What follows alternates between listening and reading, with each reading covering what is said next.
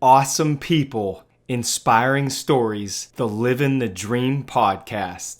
Welcome back to the Living the Dream podcast. I'm your host, Matt Scaletti, and I have an awesome, inspiring person with me today. I can't wait for you to meet him. This is Eric Kulikowski. I said that over and over again, and I got it right. I'm one for one. Okay. Since his days studying mechanical and aerospace engineering at the University of Dayton, Eric has dedicated himself to the pursuit of individual and organizational excellence. In his role as a senior operations leader for Philips Home Healthcare, Eric inspired a highly engaged team to become a world-class operation and the region's employer of choice. Now, as a professional leader development coach, speaker, and consultant, Eric uses his private practice, Dare to Be Amazing, to help leaders create wildly engaged work teams.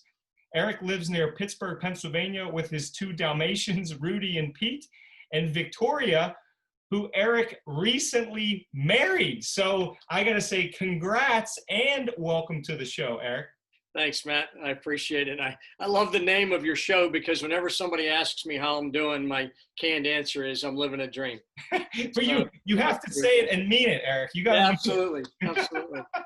Well, I know because you're a friend. I know that you are actually living your dream, and we will get into that for sure. So let's just kick things off, Eric, with some of your background. And I know you're a speaker and trainer and entrepreneur now, but tell us a little bit about your background and if you were always into the speaking side of things. Yeah, sure. You know, as you read in the bio, I went to the University of Dayton and studied mechanical and aerospace engineer. My dream was actually to be an astronaut, and I came up short on that dream. But I did work in the aerospace industry for 5 years at Lockheed. I literally was a rocket scientist. I designed rocket motors, and the nozzle and the directional stability systems that control rockets. And so I was a rocket scientist for 5 years at Lockheed, and then I held a various project management and operations leadership roles at Respironics and Philips Home Healthcare in Murraysville, Pennsylvania. Mm-hmm. And about 6.5 years ago, Matt, I got to a point where I just kind of felt like I was running out of fun things to do. I mean, I'd done some great things in my 29 years as an engineer and as a leader, but I just ran out of fun things to do. And when I pondered what was it that made our team at Respironics and Philips Home Healthcare so successful and allowed us to be recognized as the best manufacturing plant in the United States, it really came back around to it was that we groomed leaders that were people focused, that were people centric. And so I decided that was where my focus was going to be through my speaking and my coaching and my training. Was helping leaders, specifically manufacturing and industry leaders, to be more people focused rather than focusing on the numbers, focus on the people. And for someone to say that an engineer is a people person is really kind of an oxymoron. So I call myself a recovering engineer because of that. I saw that on your website, and that is very, very funny. I'm also excited because I can finally say I know a rocket scientist. So that's very exciting as well. Good. Now you just need to meet a brain surgeon and you'd have us both. Well, I love that you're people focused, and I think that's such a great core value to have.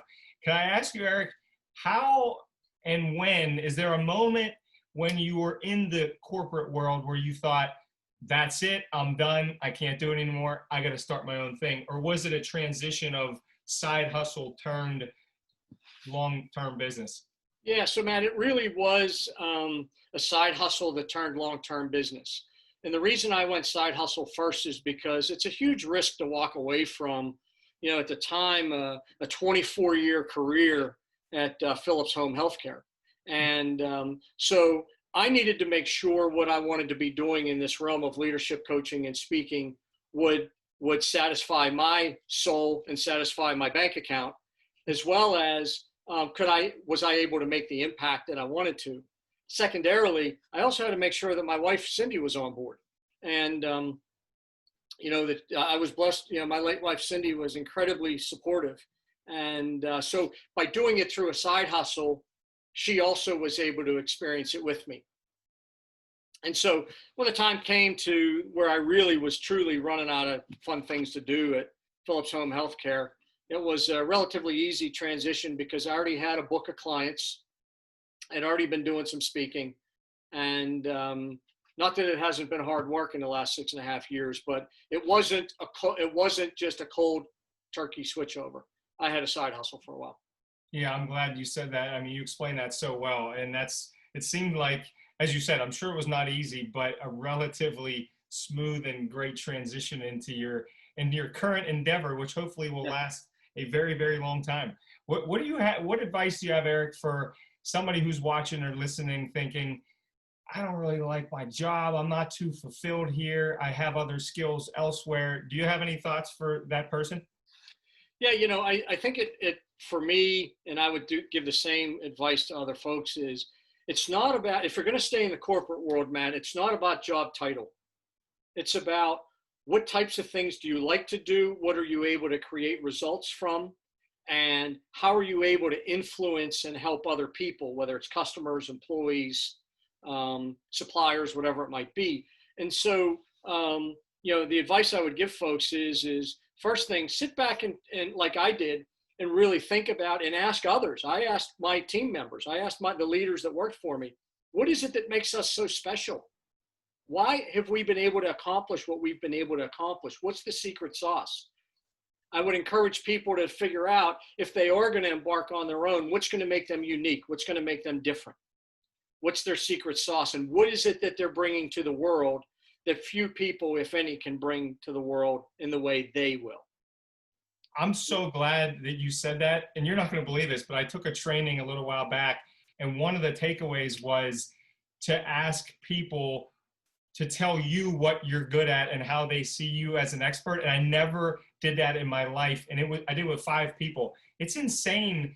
And I guess good and bad, but some of the stuff that comes back. So would you encourage people to do that?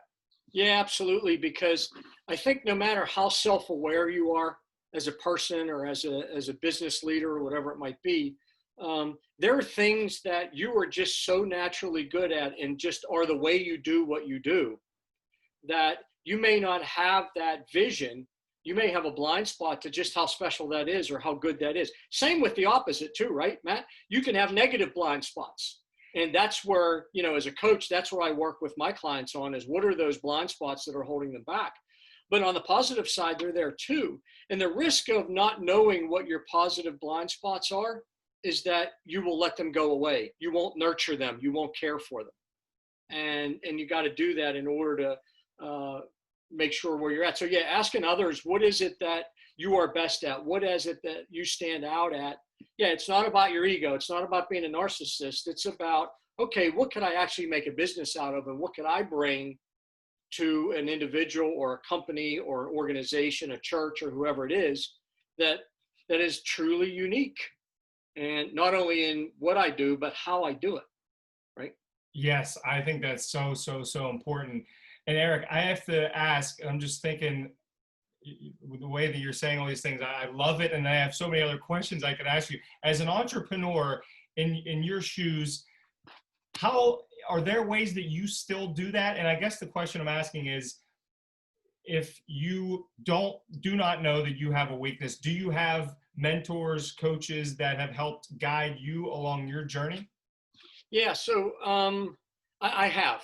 And Matt, the way you and I met was through the National Speakers Association. And the reason I joined the National Speakers Association was to start hanging out with people who were already doing what I wanted to be doing, right?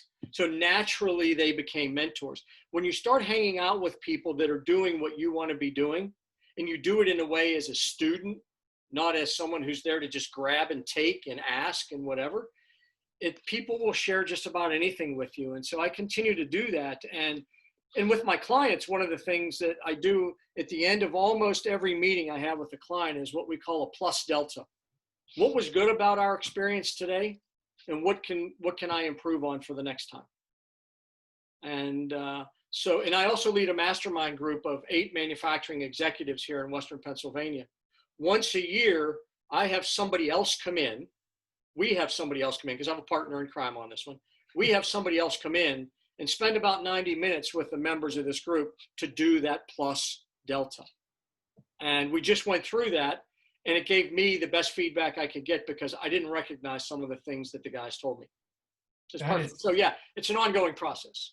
That is such a great idea. I love that you just said that. And I love that you're humble enough that if somebody gives you feedback that's maybe constructive criticism, you probably welcome that so you can always keep improving, right?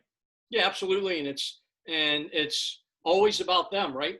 As when you take that servant leadership mentality, it's about the other people have more knowledge than you have, and what can you be doing to help them be more successful than they are today. And that's why doing this plus delta in this annual review with the mastermind group is so important for us to continuously improve. Plus delta, I love that. It's such a good idea. Eric, what's the best and toughest part of being an entrepreneur? Well, I think for me, it's they're one and the same. And that is, the best part about being an entrepreneur is I get to make all the decisions, right? The worst part about being an entrepreneur, and especially a speaker, Matt, with as much as we travel as speakers, or we used to anyways before COVID, is being an entrepreneur can be very lonely. And, especially if you're a company of one or a company of two or three, everyone is looking to you to make decisions, right? And it's your baby. You got to make decisions. But in a business like mine, where I'm a solopreneur, and everything comes to me, and I have to do everything, and so it can be somewhat lonely. And so yeah, I think for me, it's one and the same. And I certainly appreciated the positive side of what I just told you. It took me about 1.5 years to really be able to sit back and be like, wow, I can feel pretty alone a lot of times. And, you're in a hotel room by yourself, or you're driving to a client by yourself, or you're, flying to a client by yourself, or you're sitting in your home office and there's no one else home. It can be a lonely world. And generally you have to be 100% of the creativity of your business as a solopreneur. And a lot of people thrive on that. Some people don't. The people that don't should not become an entrepreneur. If you can't thrive on being the primary creative mind behind your business as a solopreneur, or as a very small entrepreneur with maybe 1 or 2 other people, you shouldn't become an entrepreneur, because there's no one else that's going to do it. I love the show Shark Tank, Matt. Oh, me too. I've begun watching Shark Tank Australia on YouTube. I love Shark Tank Australia. It's awesome because the sharks are actually kind to people. And but the biggest reason that entrepreneurs fail when they come into the Shark Tank, and most likely fail in their business, is because they come in there expecting the sharks to be the creative mind and the business driver in their business, not just the money and the mentorship. They shouldn't be coming in for the money and the mentorship and the relationships and things like that. But they come in and expect others to be the creative mind and the driver, the primary driver of their business. And if that's the case, you should not be an entrepreneur. You should work for an entrepreneur, and then maybe you eventually learn what it takes to be an entrepreneur, and then take the jump. But if you aren't comfortable in being that driving force and being the team of one, you're not ready. You have to have so much tenacity that it's just oozing from out of your skin. I love that. And then I think I would totally agree with that too. And I've never seen Shark Tank Australia. So you just gave me an idea. I got to go watch that. Yeah. But I think everything you're saying makes so much sense, and it almost ties all together with the loneliness or being by yourself, and then National Speakers Association, where it feels like you're more of a team, even though it's different businesses. So I think it all rolls into one for sure. And you're talking about the tenacity, Eric. So I have to follow that up with, I guess I'm asking, why are you tenacious, or what drives you on a daily basis? Yeah. So, I think the biggest thing that drives me, Matt, and it really comes back to the core of what is my why, in the fitness business, you and I both know I own a CrossFit gym in Plum, Pennsylvania, Rising 6 CrossFit. And the biggest driver there is, and in my leadership coaching business, and the topics I speak on, is about this passion to help people change their beliefs, their mindsets, and their behaviors. Most importantly, their behaviors, right? You have to believe before you can achieve. You have to believe in what you want to go do, and then you can go achieve it. If you switch it around, it doesn't really work. And that's my why. My why is to help people come to the realization that changing their behaviors is going to be the cornerstone to their success. Whether that's in leadership and becoming more people-centric, or whether that's in the gym, showing up, being consistent, changing your nutrition, because you can't outwork a bad diet.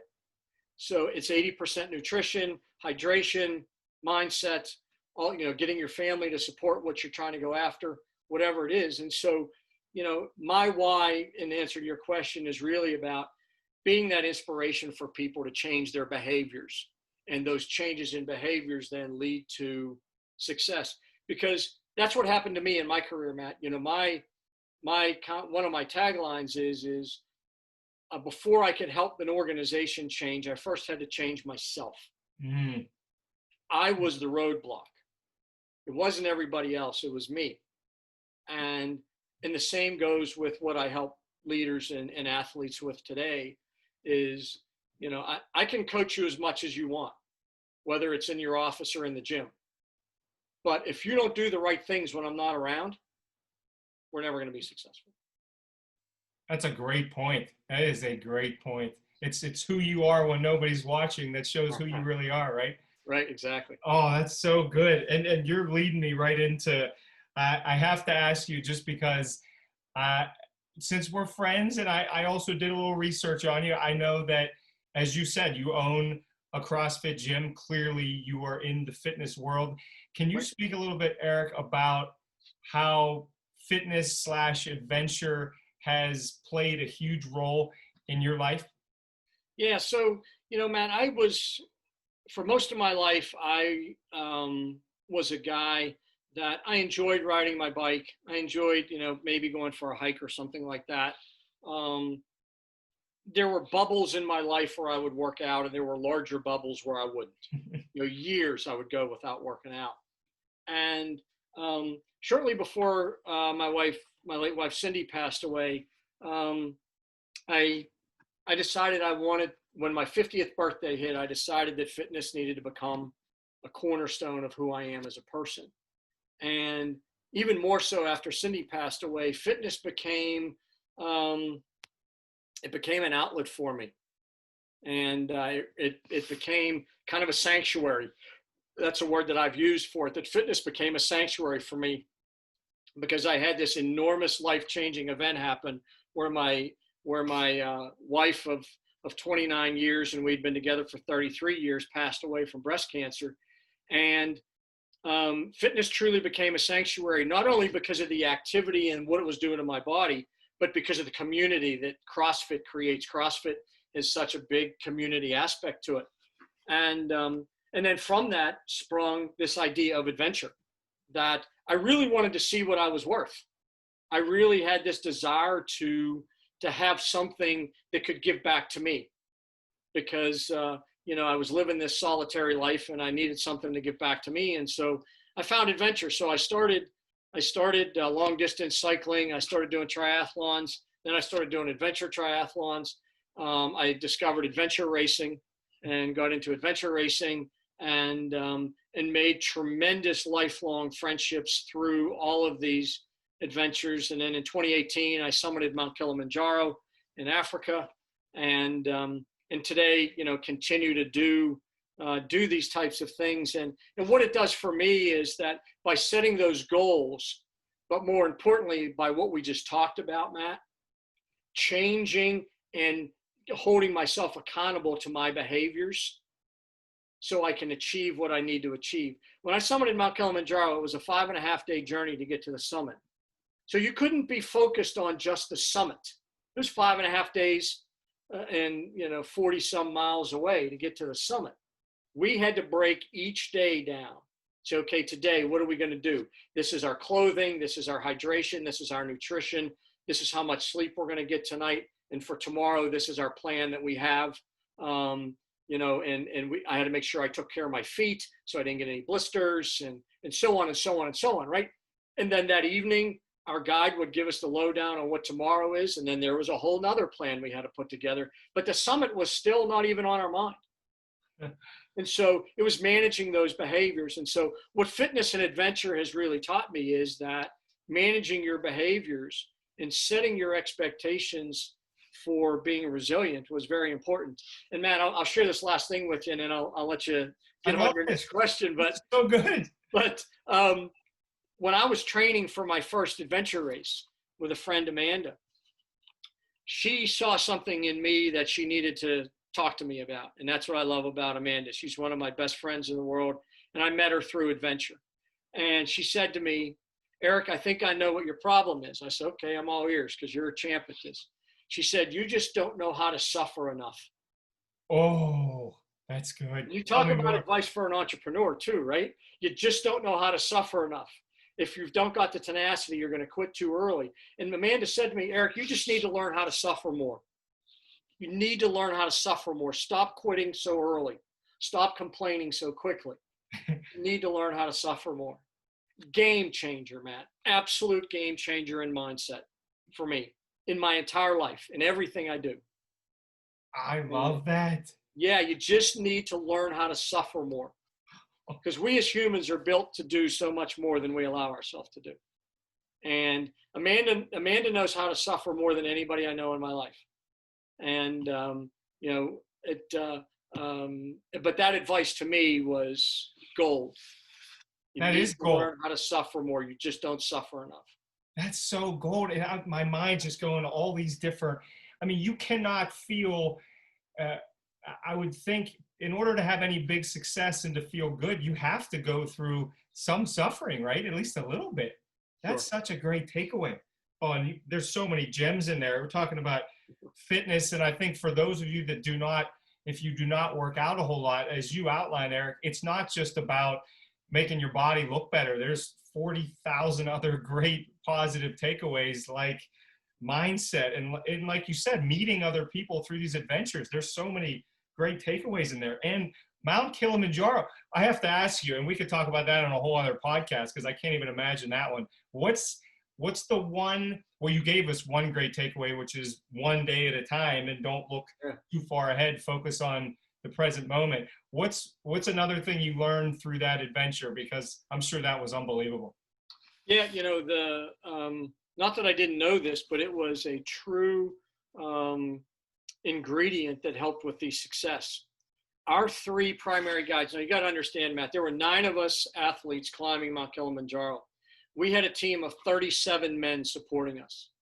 Think about that. We had 3 guides and 34 Sherpas helping us on this adventure, right? Wow. And our 3 guides collectively had summited Mount Kilimanjaro over 600 times collectively, right? So these guys knew what they were doing. They had seen everything. They had seen every one of us before, right? They had seen every possibility. So when you're in a situation where you know very little about what you're going into, it wasn't so much a lesson I learned, but a reinforcement of a lesson that I need to use more, and that is rely on the folks that have been there. Help them help you to be successful. And that's that whole going back to what we talked about with NSA, right? Hang out with people who are already doing what you want to do. In that instance, we hired guides that had worlds of experience. And there was nothing that they were going to see in us that they hadn't seen before. And I'll take 1 minute and give you just a great example of that. So summit day, we leave camp at midnight. Camp is at 15,600 feet. Summit is at 19,341 feet. And we leave camp at midnight. And the coldest part of the hike is going to be at about 4 in the morning. And where it got down to 20 below on the mountain. Oh my God. We're trudging through snow and whatever, right? And so I'm carrying my day pack. I got my water, I got my snacks, any extra food or whatever. But for crying out, I had every stitch of clothing on that I brought with me, because this journey starts out in a rainforest and ends in the tundra, in the Arctic, zone up here on the. So anyways, 17,000 feet, one of the guides, Michael, comes up to me and says, "Hey, Eric, let me carry your backpack for you." said, no, Michael, I got it.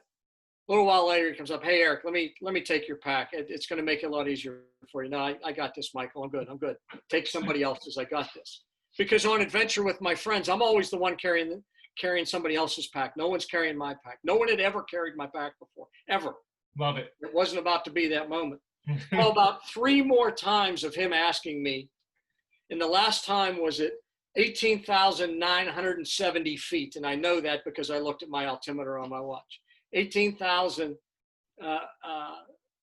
feet or so. And he says, Eric, I'm done asking you. Give me your pack.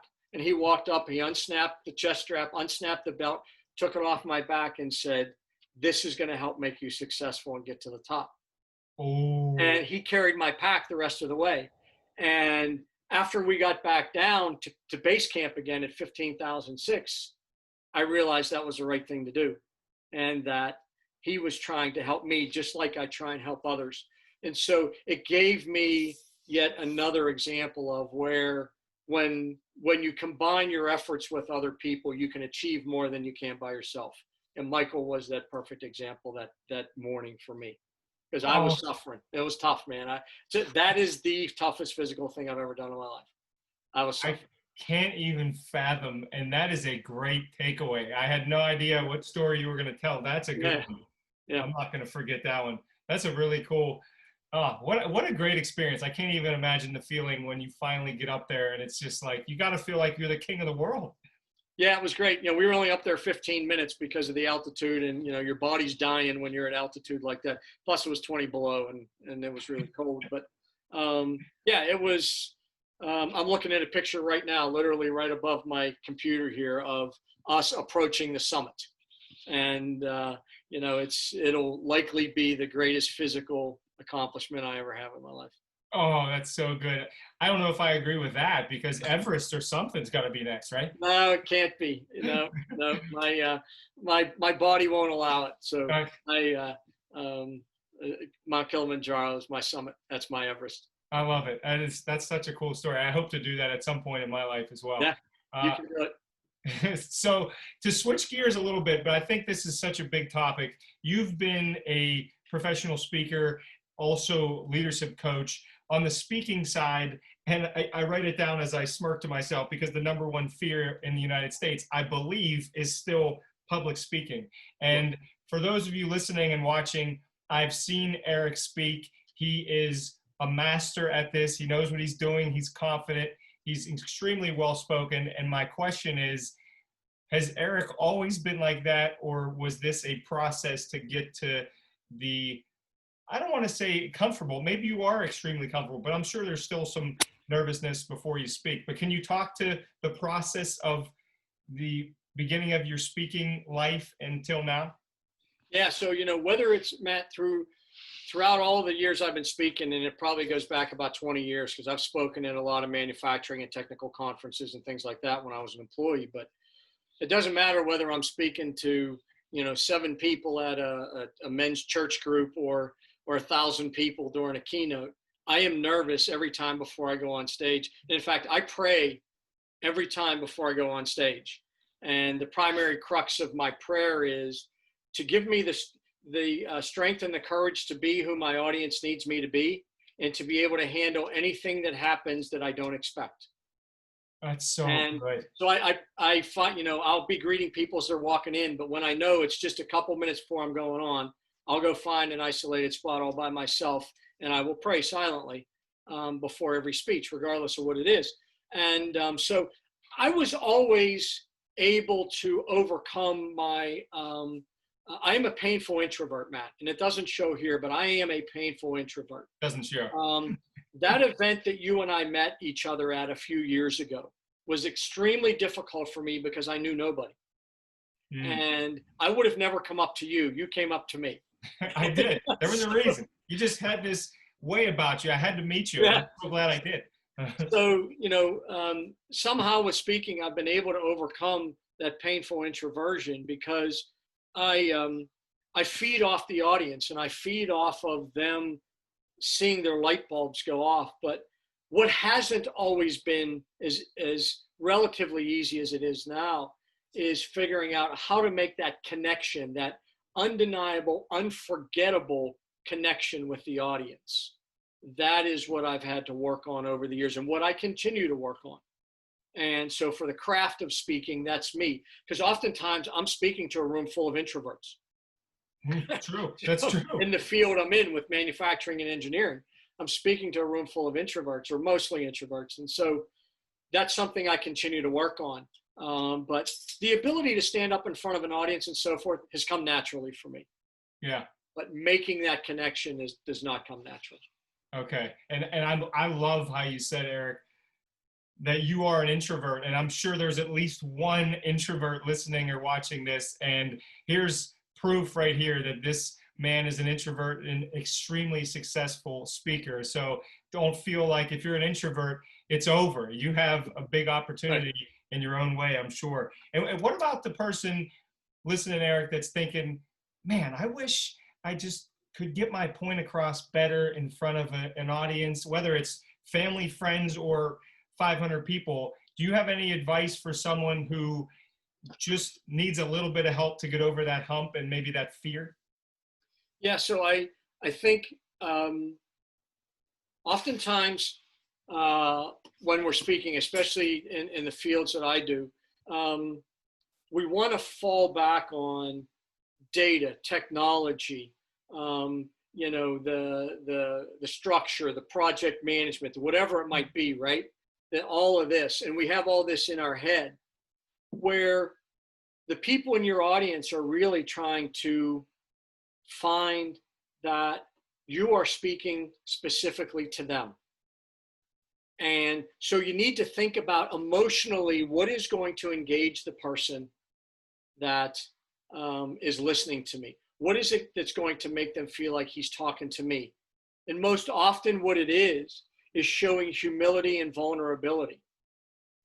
One of my key speeches and key training programs that I give is about how I was a failure as a leader when I first started being a leader, and what were the 5 myths of great leadership that I fell prey to and that I had to overcome in order to make that pivot, right? And so it really, I think a big piece of it comes down to how can you be vulnerable with your audience? What is it that they're looking for? They don't want to hear what you know. They want to hear what's going to solve their problem. Mm. So whenever you're going into a speech or going into a program, the prep you need to do up front with your host or your sponsor or the person that invited you is asking them, help me understand what the problems are that the people in the audience have that they would really like some help solving. Mm. So that you can walk into that environment, whether it's your family, your church, a company, a conference, having people while you're speaking feel like, man, he understands us, right? Walk around the trade show floor and talk with some people. Listen to the 5 speeches that came before yours. I always do a callback to someone or someone's that spoke before me. Just like Jack said when he was talking about continuous improvement, blah, whatever, right? Oh, yeah. I always do that callback. One, it gives them a good prop, but it also helps people realize, hey, we kind of know what you're doing. But that emotional connection is so important. And so it requires some vulnerability. It requires you to err a little bit about how you're not perfect. I love that. People see a speaker standing up there and they think, oh my, what a life. This guy's got it. They're an expert. They've got it all going on. But see, what we see in others is their highlight reel. What we see in ourselves is our blooper reel. It's true. That's so true. Right? And yes. So be careful. Be kind to yourself. I think that's a great takeaway too. And that's so true. We see others' highlight reel. We see our own blooper reel, which is very true. Yeah. So we talked about this transition you made corporate world into your own business. You've been in it over 6 years. What do you feel your purpose is, Eric? And you could answer that from the business speaking, coaching standpoint, personal standpoint, fitness standpoint, however you want to answer it.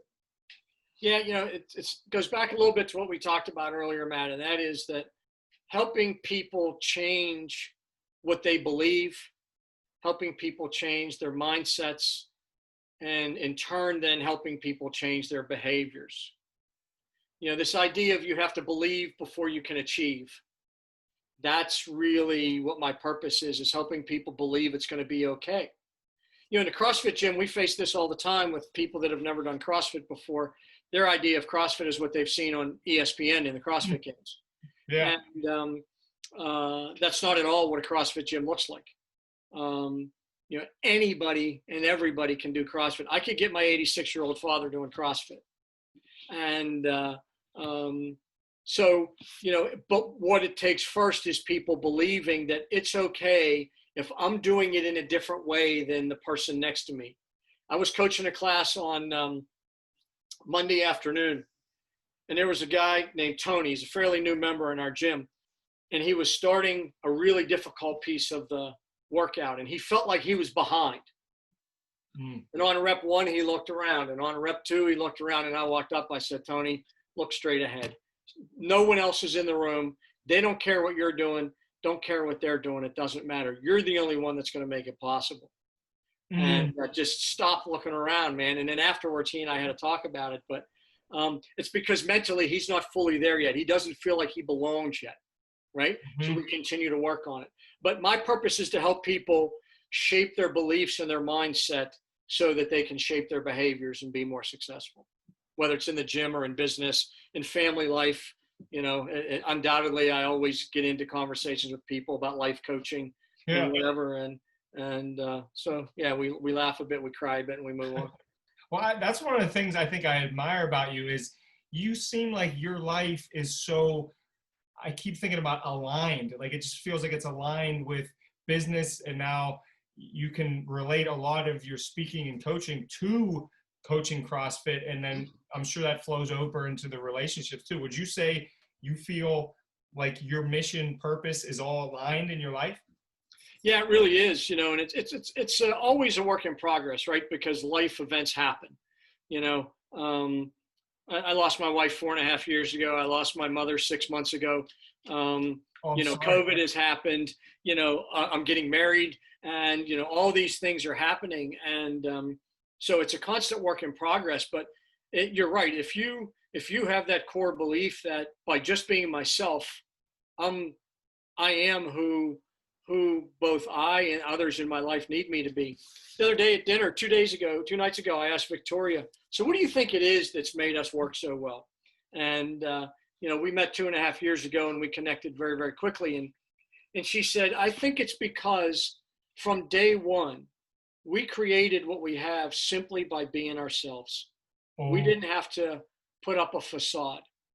And I think that's when you know you're aligned, that by just being yourself, you feel good about your life.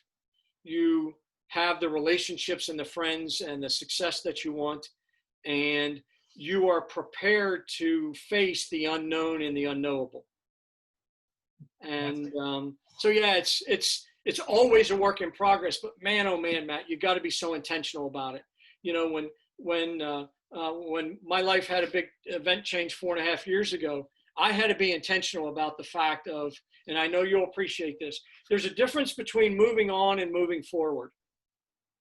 Moving on implies that you're leaving the past behind, right? Yep. Moving forward means you bring all the past with you while you're creating your path going in the forward direction, and good and bad, right? And so in deciding to move forward from adversity rather than move on, and deciding to be resilient rather than a victim is what helps you with alignment and helps you get those people and those processes in your life that make you successful. That is it's not about, you know, that sounds like a bunch of textbook sort of crap, Matt, but you know, as I look back over the last 5 years of my life, this was the golden buzzer for me, you know, of just realizing resilience is huge. It's a gift. And I have to be intentional about where I'm going forward with. I can't just allow life to happen. And it's a gift that, you know, my late wife, Cindy, and the good Lord gave me in the last 5 years. I think that's such a powerful way to say that. And I love how you used, I think on purpose, the word deciding. Like you made the decision to, and I really like that, move forward and not be a victim. Because I mean, one of the other things that I admire about you is, I mean, you've clearly had some huge setbacks and difficult times, and you've made the decision to actively push forward. And it's incredible really to see that, how strong and resilient you are. Yeah, and my decisions aren't good for everybody. My decisions work for me, and I'll share this with you, Matt. As early on, maybe about 3 or 4 weeks after Cindy passed away, a friend and I were talking on the phone, and he said, Eric, you can't let anybody else tell you how you should feel.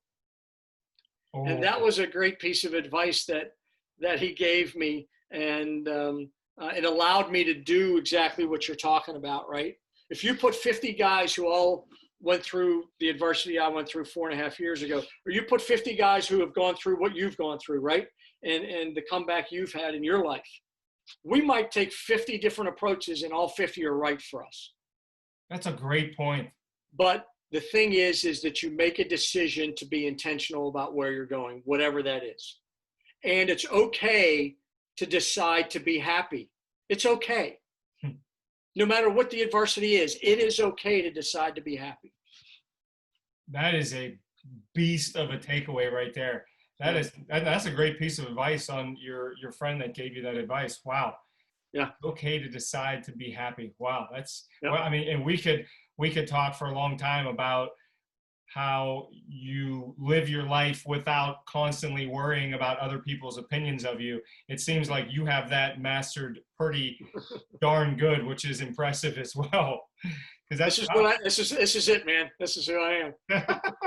Unapologetically you. I love that.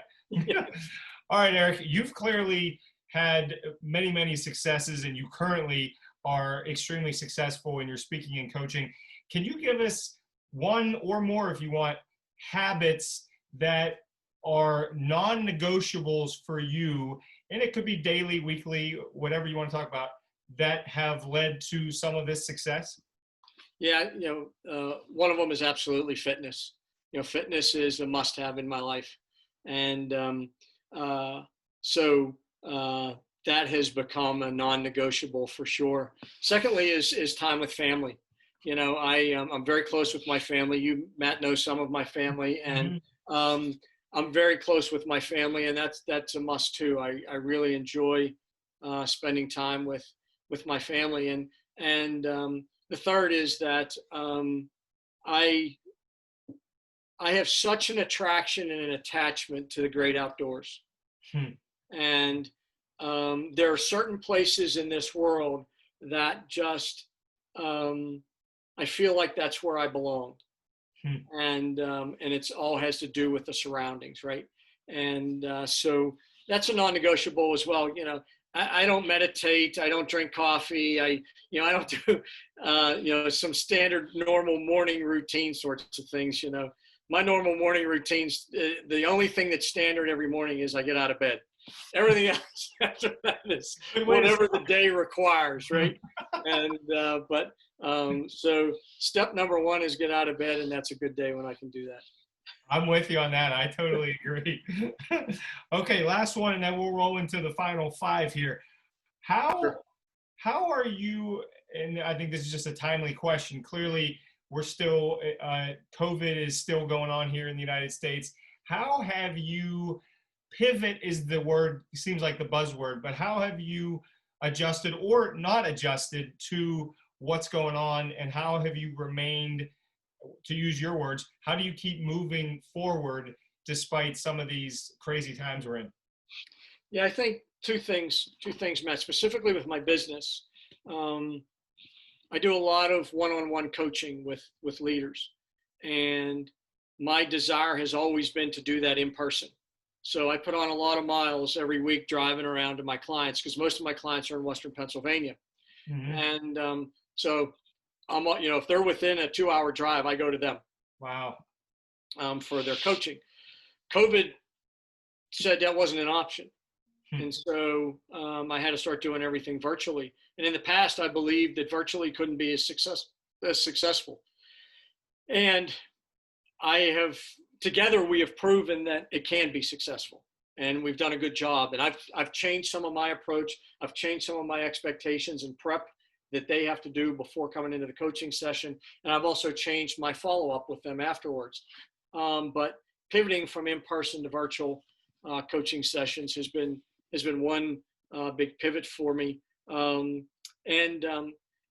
other thing is that really with a lot of my clients, their hour by hour business life has changed because many of their employees are working from home.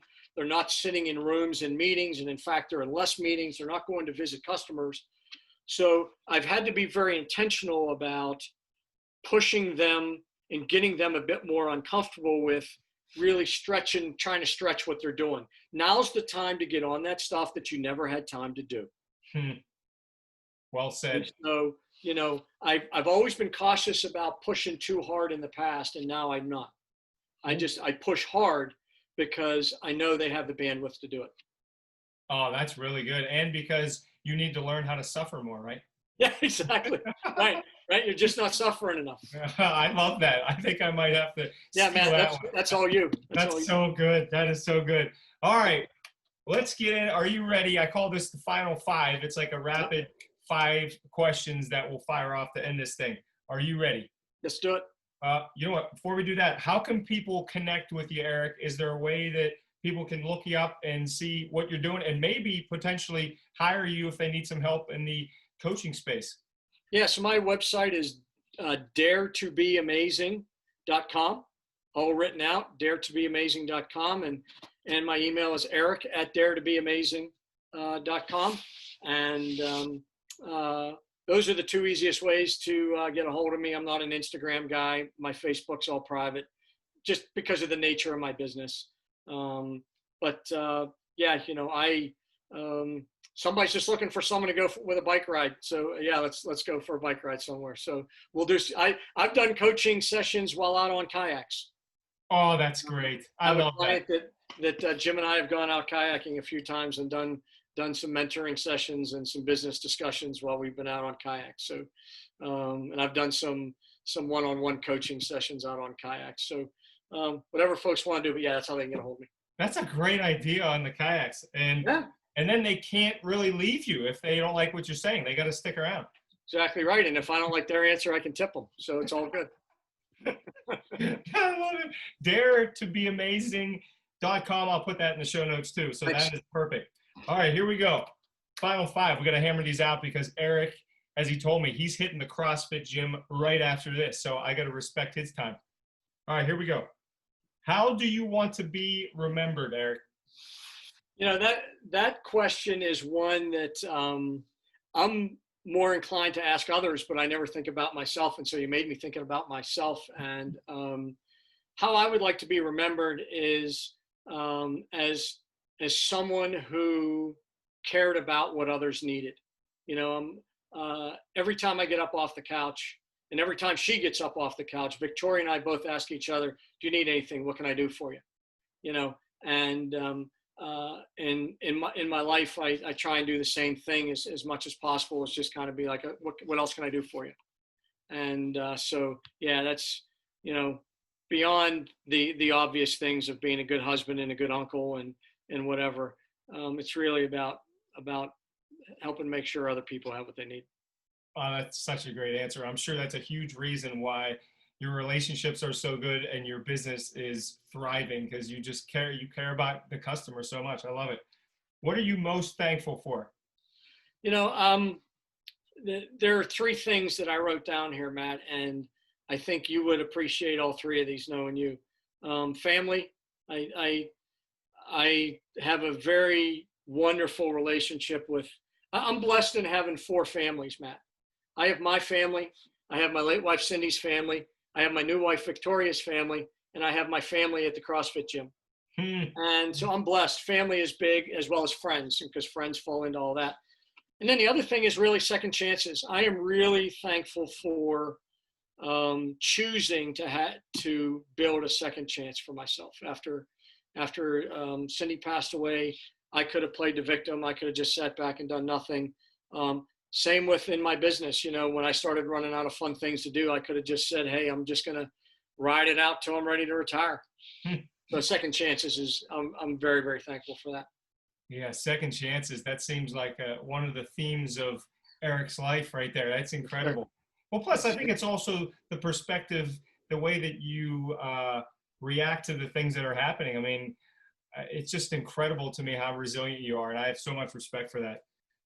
Okay, my favorite question, Eric, is if I see Eric at a wedding reception and he's dancing, what is his go-to dance move? All right, Matt, so I got one here for you.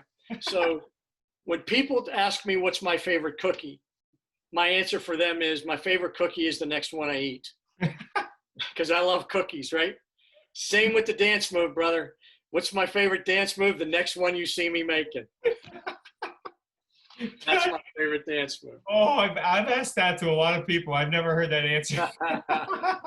Yep. Oh, that's good. All right. What's the biggest obstacle you have overcome, Eric?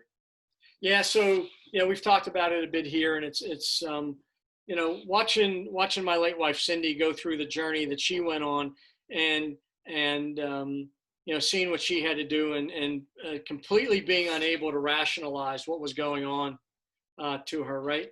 Yeah. And so, she had an unfortunate journey that she had to go on, and having to watch that and then rebuild, so to speak, and make the decision to rebuild from that is the biggest setback I've had to overcome. But here's what I learned from that was that Cindy was almost purpose built to face adversity. And if you didn't know she was facing adversity, you wouldn't know she was facing adversity. Wow. Regardless of what stage of her journey she was on.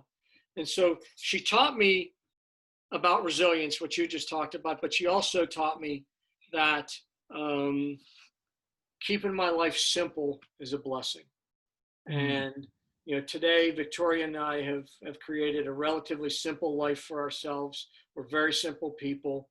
COVID really hasn't affected us much because we really didn't go out much and do all that. So it's, it is what it is. But moving forward rather than moving on, Matt.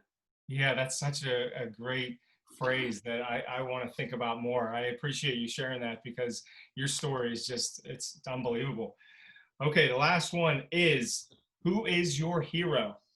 Yeah, so, when I think about hero, I always think about who is that person that if you could emulate some aspects of who they are, life's going to be a blast, right? Life's going to be good for you. And for me, and it has been my entire life, Matt, it's my dad.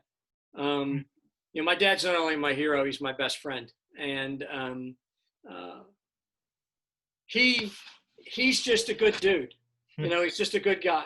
He was a great dad. He and I had a lot of fun together. Every Tuesday after work, we would go fishing. And he and I fished together for 30 years, 40 years. And I was always down in the garage helping him fix stuff. I was always out working on the cars with him. I was doing whatever, right? And down at grandma's, helping him fix grandma's water heater or whatever it is, right?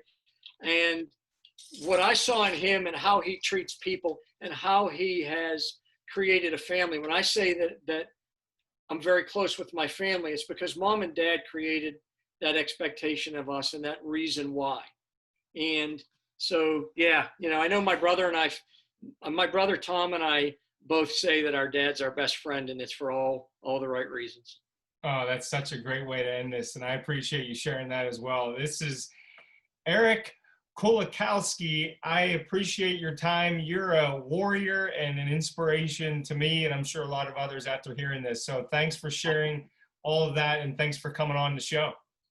No problem, Matt. Enjoyed having you. Time to spend with you. Now, get after it at the CrossFit gym. It's go time. All right, thanks.